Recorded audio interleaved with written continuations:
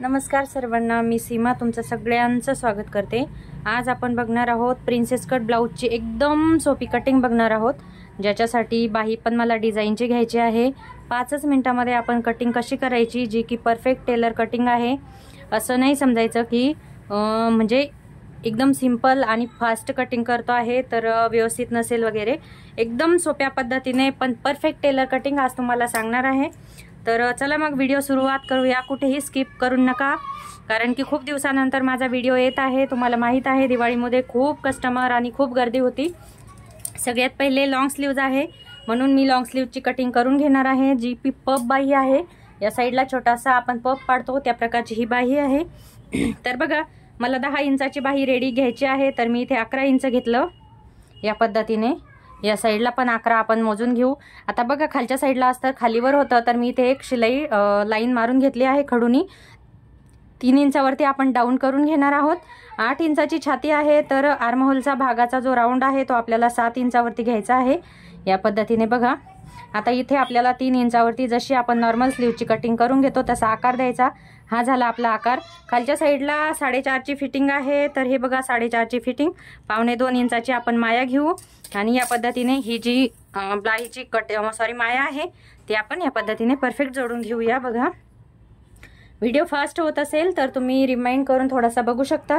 आता बघा, वरच्या साईडला जास्त मोठा फुगा घ्यायचा नाही, कारण की जी ताईचं मी ब्लाऊज कट करत आहे एकदम बारीक आहेत त्या, म्हणजे एकदमच म्हणजे छोट्या साईजचा ब्लाऊज आहे। हे 31 साईज म्हणू शकता तुम्ही, चेस्ट साईज। तर बघा, या ठिकाणी मी फक्त 2.5 इंचावरती वरती पफला घेतला आहे।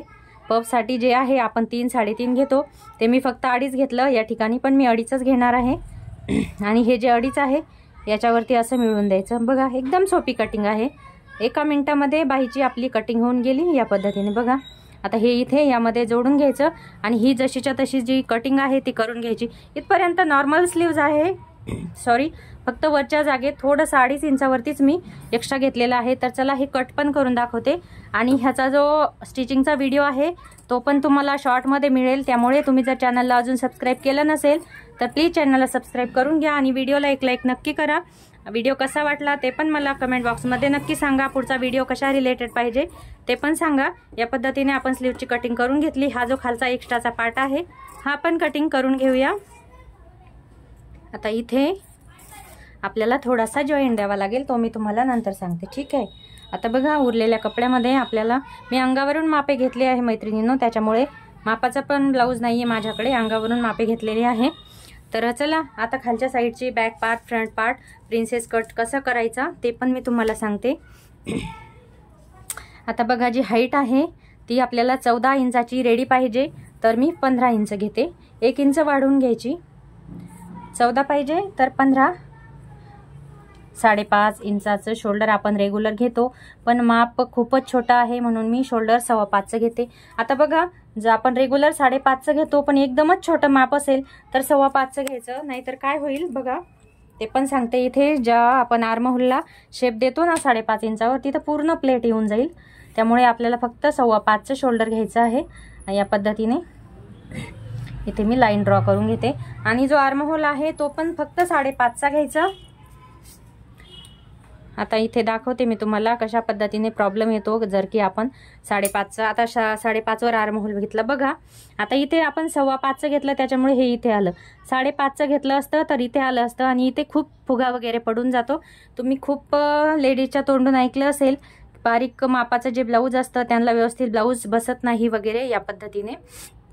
आता बघा, इथे आपल्याला चेस्ट साईज टाकायची आहे। आता बघा, चेस्ट साईज आपल्याला 7.25 घ्यायची आहे या ठिकाणी। आता ह्याच्यावरून तुम्ही समजू शकता की किती छोट्या मापाचं ब्लाऊज आहे। माया पण मी इथे फक्त 1.5 इंचाची घेतली, कारण की जर फिटिंग कमी असेल आणि माया आपण जास्त घेतली तर पूर्ण फुगा आणि ओढल्यासारखं होऊन जातं। इथे ज्यावेळेस आपण स्लीव्ज जोडतो ना तर इथपर्यंत स्लीव्जमध्ये पूर्ण अशा आड्या पडून जातात। आता खालच्या साईडला आपल्याला 24चं कंबर आहे, 24चा चौथा भाग 6 इंच, 3 इंचाचा आपण शिलाई मार्जिन घेणार आहोत। मैत्रिणींनो, खूप तळमळीने मी तुमच्यासाठी व्हिडिओ बनवत आहे, त्याच्यामुळे पूर्ण व्हिडिओ बघा, बिलकुल स्किप न करता पूर्ण बघा, जेणेकरून पुढचे पण व्हिडिओ तुमच्यापर्यंत पोहोचतील. आता बघा आर्महोलला आपण 1.5 इंचाचा शेप देतो, तर मी इथे फक्त आणि फक्त 1 इंचावरती शेप दिला आहे, कारण की एकदम छोटं माप आहे आणि खूप म्हणजे एकदमच प्लेट पडतात, व्यवस्थित अजिबात ब्लाऊज बसत नाही. त्याच्यामुळे 1 इंच आणि 1-2 पॉईंट 1.25 इंच पण घेऊ शकता, पण मी 1च इंचावरती इथे घेतलेला आहे आणि हे मी कट करून घेते. आता ह्याच्यावरती आपल्याला फ्रंट पार्ट काढायचा, म्हणून मी हे कट करून घेते आणि गळा मी याला नंतर आखेल, कारण की मग हे ज्यावेळेस आपण फ्रंट पार्टला ठेवू त्यावेळेस तो गळा खाली उमटतो. त्याच्यामुळं बघा हे काढून घेतला आपण हा पार्ट असा साईडला. आणि आता हा जो एक्स्ट्रा कपडा आहे ह्याच्यामध्ये आपल्याला फ्रंट पार्ट काढायचा आहे, त्यामुळे मी बघा लॉंग स्लीव्ज अगोदर काढून घेतल्या की नंतर प्रॉब्लेम यायला नको. त्याच्यामुळे आता बघा या पद्धतीने जिथे व्यवस्थित बसेल त्या पद्धतीने आपल्याला हा बॅक पार्ट ठेवायचा. वरती पूर्ण कोपरापर्यंत घेतला आहे मी बघा, आणि ह्या साईडला मी अर्धा इंच सोडला आहे आणि हा पूर्ण भाग खाली पण ह्या भागाच्या 1.25 इंच मी सोडलेला आहे. आता हा जो भाग आहे जशाचा तसा आपण आखून घेणार आहोत.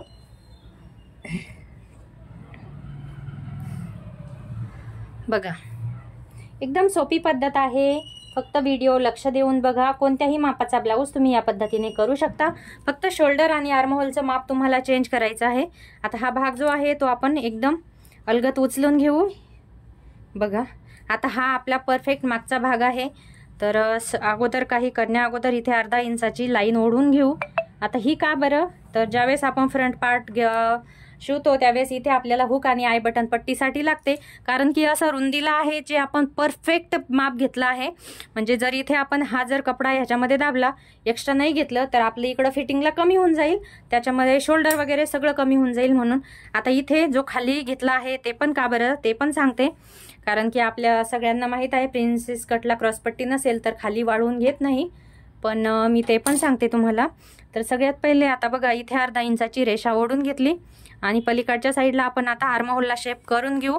तर त्या शेप करायच्या टाईमला मी माझ्याकडे घेते कपडा, जेणेकरून कस्टमरचा ब्लाऊज आहे तर मला परफेक्ट माप हवं आहे, परफेक्ट ब्लाऊज बसायला पाहिजे. एवढा लांबून पुण्याचा ब्लाऊज आहे, ती दीदी पुण्याला राहते, तर ती एवढ्या दुरून माझ्याकडे ब्लाऊज शिवायला आणते, तर ब्लाऊज तर मला परफेक्टच द्यायचा आहे. लग्न झाल्यापासून तिचे पूर्ण ब्लाऊज माझ्याकडे आहेत. यावरून तुम्ही समजू शकता की आता पुण्याला तुम्हाला माहीत आहे किती भारी भारी टेलर लोक असतील, पण तरी पण ती दिदी माझ्याकडे देते, तर काहीतरी रिझन तर नक्की असेलच ना.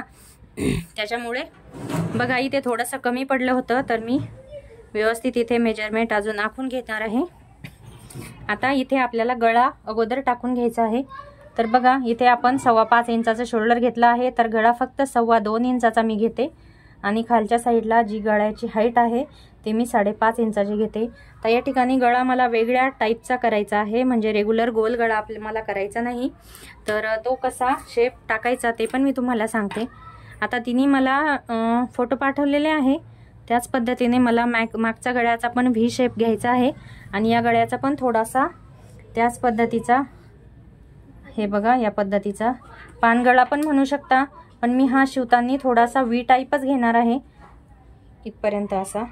बघूया, याला जर मला कमी वाटलं तर मी याला थोडासा अजून खाली पण वाढवून घेईल. असं मी आता सध्या हा कट करत नाहीये, तुम्हाला पाहिजे तर तुम्ही गोल गळ्याला असा शेप देऊ शकता. तर चला टक्स आपण टाकून घेऊया. छोटं माप आहे त्याच्यामुळे इथून 3 इंच घ्यायचं, तुम्हाला मोठं माप असेल तर 3.5-4 इंचापर्यंत घेऊ शकता. हाईट जास्त आहे म्हणून 4.5 इंचाचा वरती टक्स झाला. आता हा जो टक्स आहे तो आपण आर्महोलमध्ये मिळवून देऊ या पद्धतीने. आता हा आर्महोलचा जो मध्यभाग आहे त्याच्यामध्ये आपल्याला हा टक्स हे बघा या पद्धतीने मिळवून द्यायचा आहे.